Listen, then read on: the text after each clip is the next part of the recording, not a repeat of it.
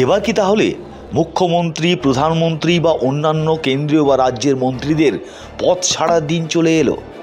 কারণ যেভাবে লোকসভায় 130 সংবিধান সংশোধনী বিল জমা দিল বিজেপি বা উত্থাপন করলো এবং তা নিয়ে রীতিমতো শোরগোল পড়ে গিয়েছে সারা দেশে, তারপর কিন্তু এই প্রশ্ন আসতে শুরু করেছে। কারণ গত বছর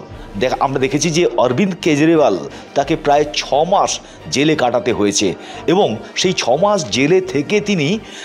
তার মুখ্যমন্ত্রিত্ব কাজ করেছেন বা সরকার চালিয়েছেন। 2024-এ যদি এই বিল, অর্থাৎ গত বছর যদি এই বিল পাস হয়ে যেত, তাহলে কিন্তু অরবিন্দ কেজরিওয়ালকে তার মুখ্যমন্ত্রিত্ব হারাতে হতো।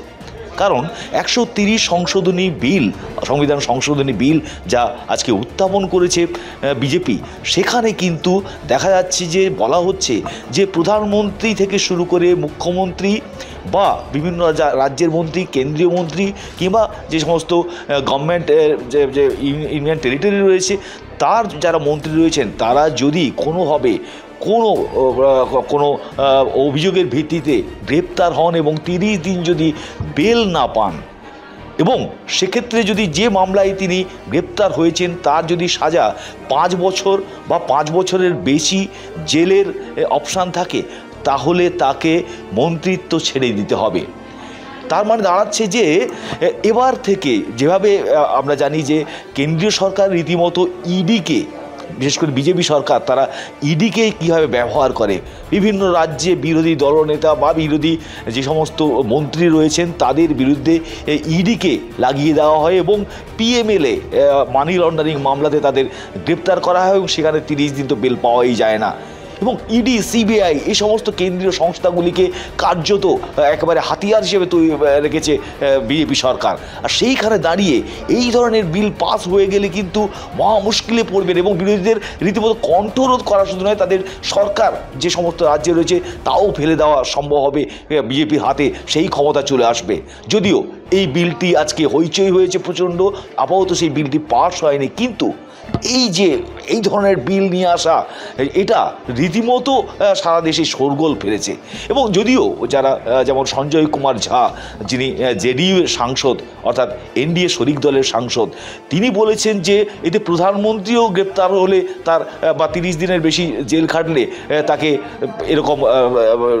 রয়েছে আইন বা এই সংশোধনী বিলে রয়েছে, তাকেও প্রধানমন্ত্রী ছেড়ে দিতে হবে। ফলে এটা তো ভালো উদ্যোগ বলে দাবি করছেন সঞ্জয় কুমার ঝা। কিন্তু আসাউদ্দিন ওয়াইসি, যিনি AIMIM-এর যিনি চিফ, তিনি বলছেন কিন্তু বিজেপি চাইলে বা সরকার চাইলে ইডি দিয়ে, সিবিআই দিয়ে 30 দিন কেন 30 মাসও জেলে বেল ছাড়া, জামিন ছাড়া রাখতে পারে। এবং যেভাবে বিশেষ করে আমরা দেখি যে তামিলনাড়ুর মন্ত্রী বি সান্থিল বালাজি, তাকে যেভাবে ইডি মানি লন্ডারিংয়ের কেসে গ্রেপ্তার করে, তারপরে যদিও MK স্ট্যালিন তাকে পদহীন মানে দপ্তরহীন মন্ত্রী হিসাবে রেখে দিয়েছিলেন, কিন্তু এই বিল থাকলে কিন্তু তাকেও এভাবে রাখা যেত না। ফলে সারা দেশে যে অভিযোগ বারবার উঠছে বিরোধী দলের পক্ষ থেকে, আজকের দিনে শুধু নয়, বহু বছর ধরে বিজেপি সরকার আসার পর থেকে, যে ইডি সিবিআইকে লাগিয়ে রীতিমতো বিরোধী দলগুলিকে, বিরোধী সরকারগুলিকে বিপদে ফেলার জন্য বিভিন্ন রকম চক্রান্ত করা হয়, বিভিন্ন মন্ত্রীদের গ্রেপ্তার করা হয়, অরবিন্দ কেজরিওয়াল হোক বা সান্থিল বালাজি, সব ক্ষেত্রে কিন্তু একেবারেই দেখা যায় যে বিরোধীদের কন্ট্রোল করা, তাদের সরকার ফেলে দেওয়ার একটা চক্রান্ত চলে বিভিন্ন কেন্দ্রীয় সংস্থা, বিশেষ করে ইডি সিবিআই দিয়ে। সেইখানে দাঁড়িয়ে এই বিল যদি পাস হয় বা এই বিল পাস হয়ে যেত, তাহলে কিন্তু একেবারে বিরোধীদের কার্যত তাদের যে স্বাধীনতা, তাদের বিরোধিতা করা যে স্বাধীনতা, সেটা শেষ হয়ে যেত। তবে প্রশ্ন কিন্তু উঠে গেল যে এবার কি তাহলে প্রধানমন্ত্রী, মুখ্যমন্ত্রী বা বিভিন্ন মন্ত্রীর পদ হারানোর দিন চলে এলো, নাকি সংবিধান প্রণেতারা যারা ছিলেন তারা কোনোদিন ভাবতেই পারেননি যে জেলে থেকে কোনো মন্ত্রী সরকার চালাবেন? তখন কি তাদের এই ধরনের সংবিধানে নিয়ম বা আইন আনার কথা তাদের মনে হয়নি, যা আজকে মনে হচ্ছে?